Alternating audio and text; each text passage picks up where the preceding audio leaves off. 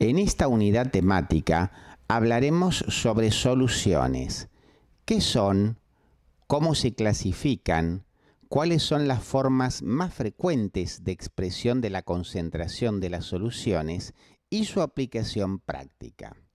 Asimismo, hablaremos sobre pH, conceptos de acidez, alcalinidad y qué importancia tiene la medición del pH en el organismo humano. Normalmente el médico solicita un ionograma plasmático y urinario ante la presencia de un desequilibrio hidroelectrolítico, como por ejemplo en una deshidratación, el uso de diuréticos, la insuficiencia cardíaca, la insuficiencia renal, la cirrosis o el síndrome nefrótico, entre otros. Un ionograma es la representación gráfica de la concentración de los diferentes iones en un líquido biológico. Como se puede apreciar, si analizamos la composición iónica del líquido extracelular, el ion más abundante desde el punto de vista cuantitativo es el sodio. En segundo lugar lo sigue el cloro, después el bicarbonato y otros aniones. A nivel del líquido intracelular, el predominante es el potasio, seguido por los fosfatos, el magnesio y otros aniones. Tienen ustedes los valores normales de ionograma plasmático y ionograma urinario. El sodio en el plasma tiene una concentración normal entre 136 a 146 miliequivalentes por litro, el potasio una concentración entre 3.5 a 5.5 miliequivalentes por litro y en la orina el sodio es el principal catión con una concentración de 25 a 100 miliequivalentes por litro. Habitualmente tomamos el sodio como expresión ya sea de la retención hidrosalina o bien como activación del sistema renina-angiotensina-aldosterona, ya que estos sistemas tienden a retener sodio y a eliminar muy poca cantidad del mismo a través de la orina. ¿Qué es una solución? Una solución es una mezcla homogénea de dos o más sustancias que pueden ser separadas por métodos físicos de fraccionamiento, como por ejemplo la evaporación. Si ustedes a una cantidad determinada de agua agregan una cucharada de sal, van a ver que la misma se disuelve en el agua formando una solución, que en este caso es una solución de cloruro de sodio. Las soluciones pueden ser clasificadas en no electrolíticas y en electrolíticas. Las no electrolíticas son aquellas cuyos componentes no se disocian habitualmente, como pueden ser por ejemplo la glucosa en el agua en la solución de dextrosa. Las electrolíticas son aquellas cuyos componentes sí se disocian, como sucede por ejemplo con el cloruro de sodio en agua, que ustedes ya vieron que es la solución fisiológica.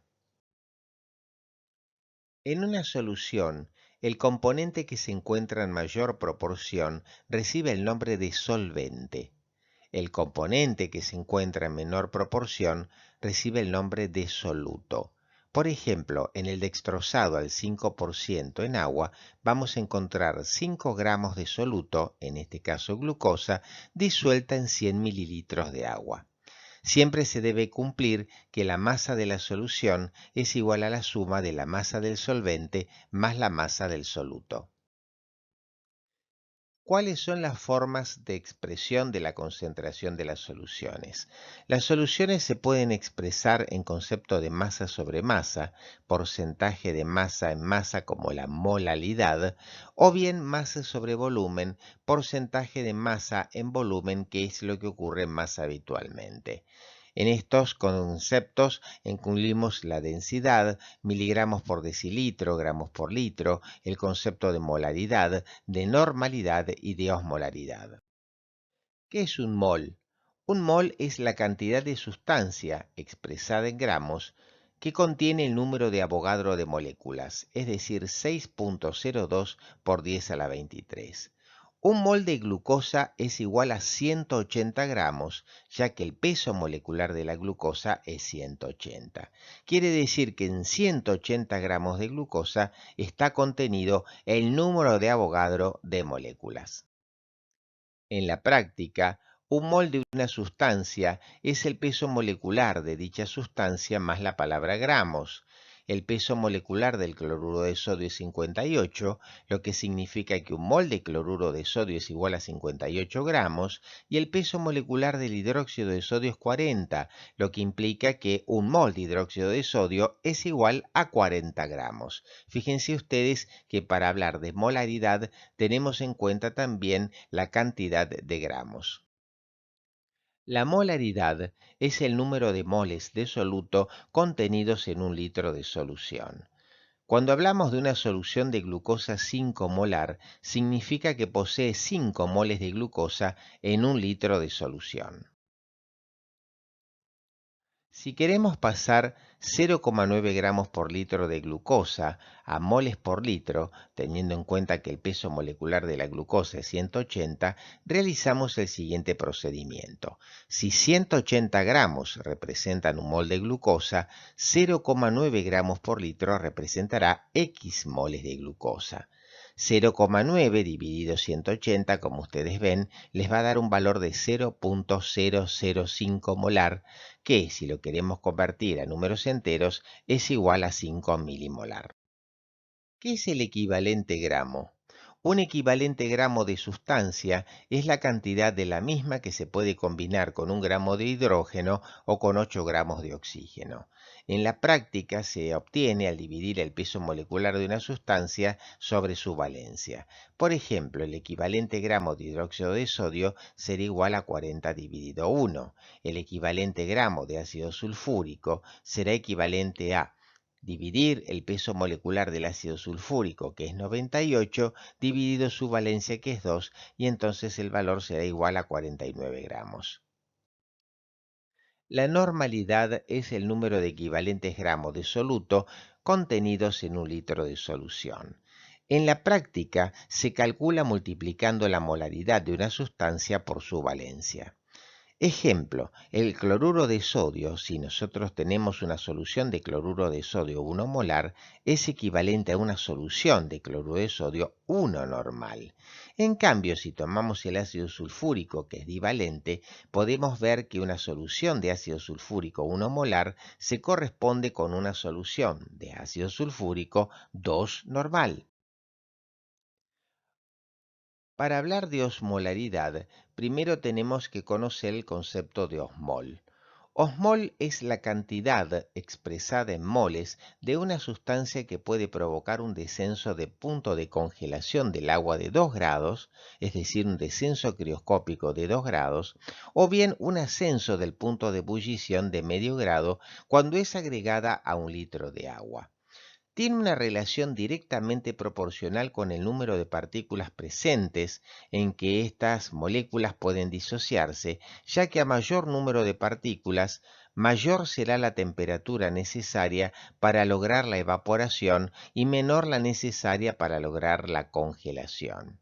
Aquellas propiedades que dependen del número de partículas presentes reciben el nombre de propiedades coligativas. En la práctica, la osmolaridad se calcula multiplicando la molaridad de dicha sustancia por el número de partículas que la misma puede dar en solución. Recuerden ustedes que el número de partículas no coincide con la valencia. En aquellas moléculas que no se disocian, el número de partículas se considera siempre 1, como sucede por ejemplo con la glucosa. Una solución 1 molar de glucosa es igual a una solución 1 osmolar de glucosa. Una solución 1 molar de hidróxido de sodio, al multiplicar la molaridad por el número de partículas en que se disocia el hidróxido de sodio, que es 2, vamos a tener una solución 2 osmolar. Finalmente, un ácido divalente como el ácido sulfúrico, cuando ustedes dicen que tienen una solución de ácido sulfúrico 1 molar, si consideramos a los dos hidrógenos como partículas independientes, cada una de ellas, y el ion sulfato como uno solo, son 3 las partículas en las que se disocia, por lo tanto la osmolaridad sería igual a 3. Si nosotros tenemos una membrana semipermeable que separa dos compartimientos con diferentes concentraciones de soluto en determinada cantidad de volumen, van a ver ustedes que los gradientes de presión osmótica son los que determinan los movimientos del agua a través de las membranas. Generalmente el agua tiende a difundir del espacio más diluido hacia el lado más concentrado. Es así que la hidratación celular depende fundamentalmente de las variaciones de la osmolaridad extracelular.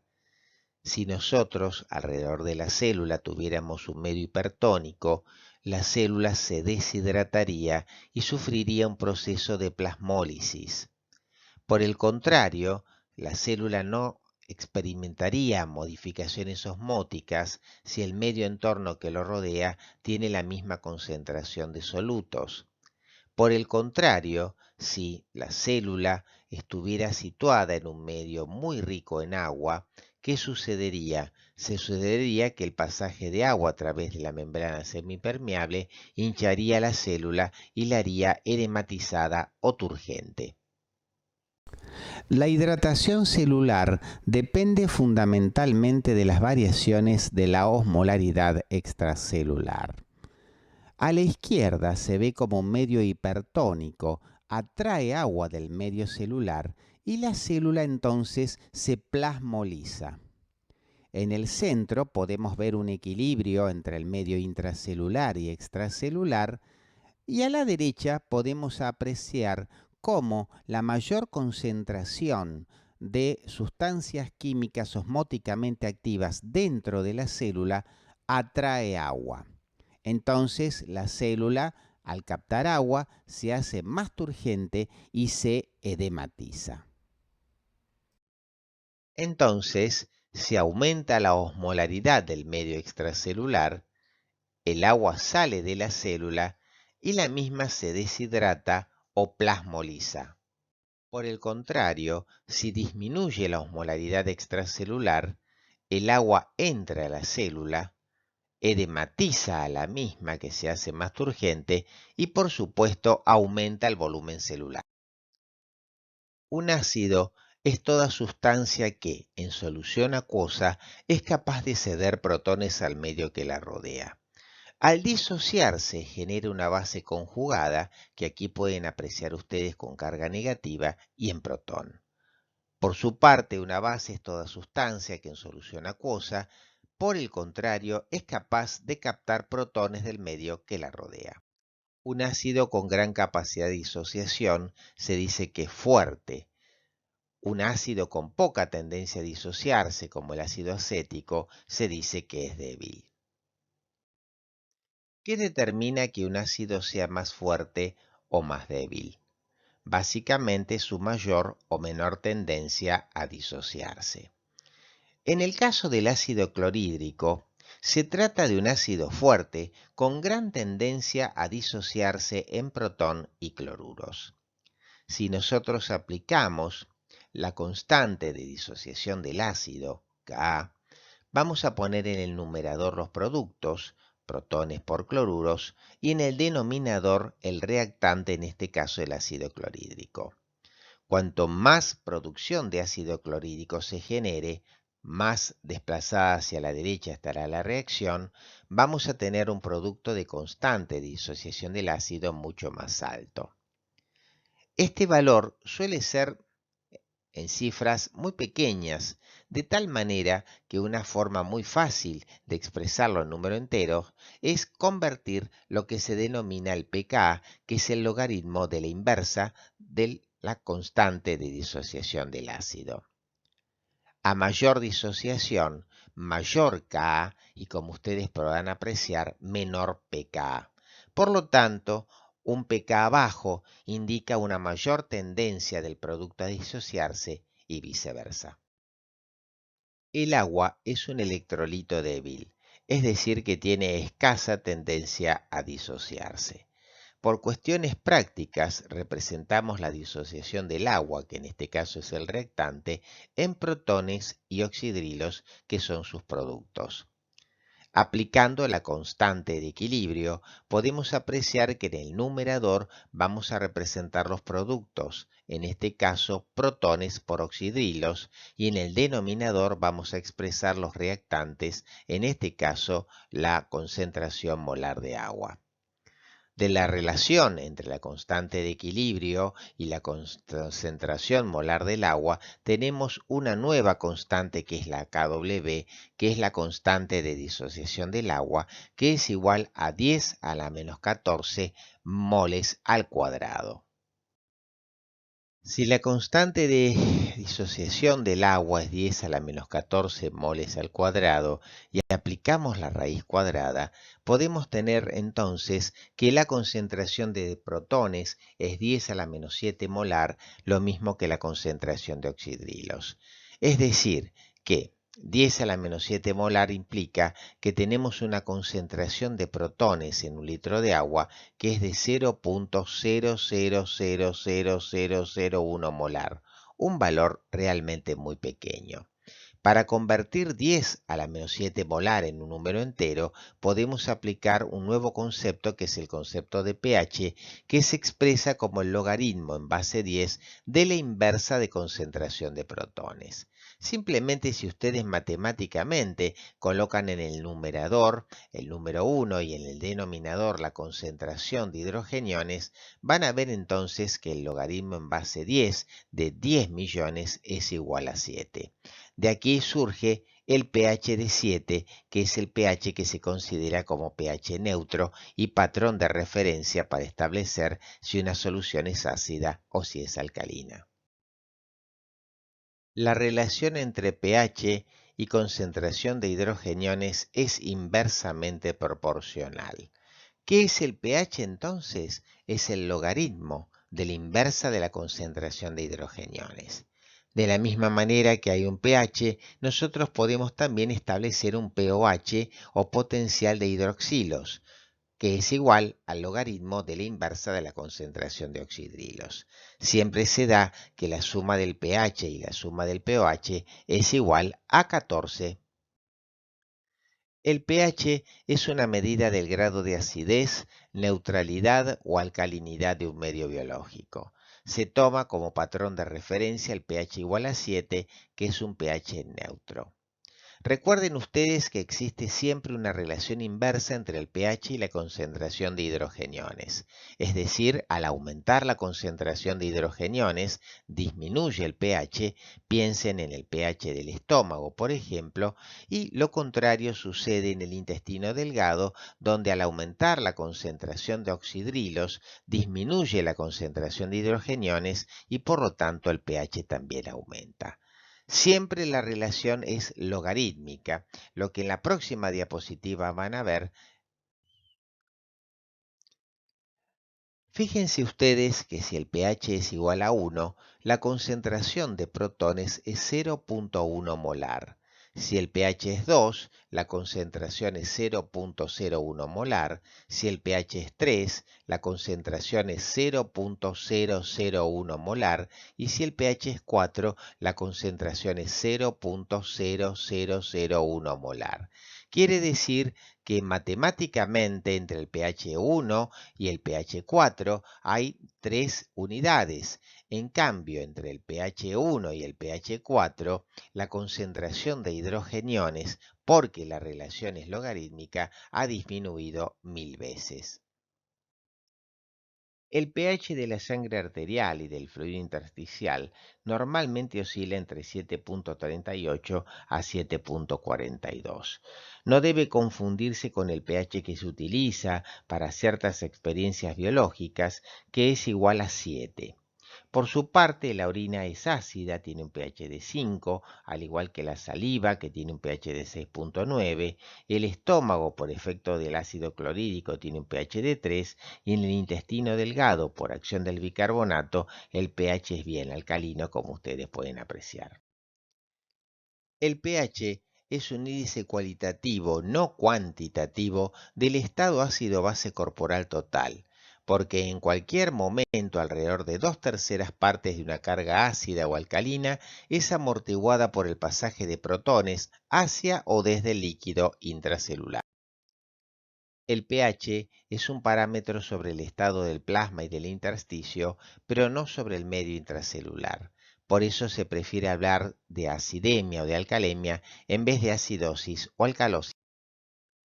Un buffer es una sustancia que colocada en una solución acuosa es capaz de minimizar los cambios de pH del medio. Ejemplo, ácido carbónico bicarbonato, fosfato diácido, fosfato monoácido y proteinatos, entre otros. ¿De dónde viene el anhídrido carbónico? El anhídrido carbónico viene fundamentalmente del ciclo de los ácidos tricarboxílicos por oxidación de la glucosa y de los ácidos grasos a anhídrido carbónico y agua.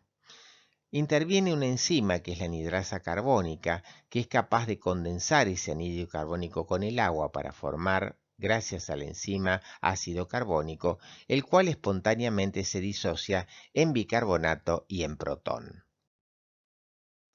Uno de los mecanismos regulatorios del equilibrio ácido-base es el sistema de la anidrasa carbónica. La anidrasa carbónica es una enzima que se encuentra en varios tejidos y también en el glóbulo rojo y cataliza la condensación de anhídrido carbónico con agua para formar ácido carbónico. Ese ácido carbónico se disocia espontáneamente en protón y bicarbonato. El bicarbonato difunde a través de la membrana del glóbulo rojo y en su intercambio, en un proceso que se conoce como contratransporte, entra otro anión que es el cloruro. Al disociarse la hemoglobina, se libera potasio y este cloruro, al unirse al potasio, es inmediatamente neutralizado como cloruro de potasio. Si trabajamos con un par ácido-base conjugada, como puede ser por ejemplo la relación ácido carbónico-bicarbonato, vamos a ver que el pH es directamente proporcional al pKa del ácido más el logaritmo de la relación entre el bicarbonato y el ácido carbónico. Esta relación es de aproximadamente 20 miliequivalentes, de tal manera que si nosotros desconocemos el pH del medio, pero sabemos que el pK del ácido es de 6.1, el logaritmo en base 10 de 20 es 1.3. Entonces tenemos que 6.1 más 1.3, que surge de la relación entre bicarbonato y ácido carbónico, nos da el pH de 7,4. Conociendo dos de estos tres parámetros, es posible averiguar un tercero. Esta es básicamente la ecuación de Henderson y Hasselbalch. ¿Qué sucede cuando la concentración del aceptor de protones es exactamente igual a la concentración del dador de los mismos? Si nosotros aplicamos la ecuación de Henderson y Hasselbalch, el pH va a ser igual al pKa del ácido más el logaritmo de la relación del aceptor sobre el dador. En este caso, si ambos son iguales, si ambos equivalen a 1, entonces el logaritmo en base 10 de 1 va a ser 0. Por lo tanto, cuando la concentración del aceptor de protones es equimolar a la concentración del dador de protones, el pH es igual al pK. Cuando la relación entre el aceptor de protones y el dador de protones es 100 y aplicamos la ecuación de Henderson y Hasselbalch, fíjense ustedes que el logaritmo en base 10 de 100 dividido 1 es 100. Por lo tanto, el logaritmo de base 10 de 100 es exactamente 2. Por lo tanto, en ese caso, el pH será igual al pKa más 2. ¿Qué pasa cuando la relación entre el aceptor de protones y el dador de protones es igual a 1 dividido 10? En ese caso, cuando nosotros aplicamos el logaritmo en base 10 de 1 dividido 10, nos da menos 1. Por lo tanto, el pH es igual al pK menos 1. La titulación ácido-base es un procedimiento que permite determinar la concentración de una solución ácida por el agregado de una cantidad medida y equivalente de una solución básica. Cuando se combina igual número de equivalentes de ácido y de base, se dice que se ha alcanzado el punto de equivalencia. En este punto de equivalencia, el valor del pH coincidirá con el pKa del ácido. Por otro lado, en una zona que abarca aproximadamente una unidad de pH por arriba y por debajo de este punto medio, las adiciones de base producen relativamente menos variaciones del pH que hacia los extremos de la curva. Ello indica que la capacidad amortiguadora del sistema buffer formado es mayor en esa zona y que depende del valor de la relación entre la concentración de la sal y la concentración del ácido. Finalmente, podríamos establecer un criterio práctico de la ecuación de Henderson y Hasselbalch desde el punto de vista médico. Podríamos decir que el pH de la sangre es una relación entre el trabajo del riñón e inversamente proporcional al trabajo que realiza el pulmón. Esto significa que el riñón es capaz de reabsorber bicarbonato a nivel del túbulo contorneado proximal, en tanto que el pulmón es capaz de movilizar anhídrido carbónico proveniente de los tejidos. Si por alguna circunstancia aumenta la retención de anhídrido carbónico, como podría ser por ejemplo una obstrucción de la vía aérea, va a aumentar la PCO2. Ello va a provocar una acidosis respiratoria que inmediatamente va a ser compensada por el trabajo del riñón, que va a aumentar la reabsorción del bicarbonato para mantener el pH dentro de límites normales. El anión bicarbonato es un anión predominantemente extracelular, sabiendo que en el espacio extracelular representa el 20% del peso corporal. El contenido total del bicarbonato en dicho espacio es de aproximadamente 360 equivalentes.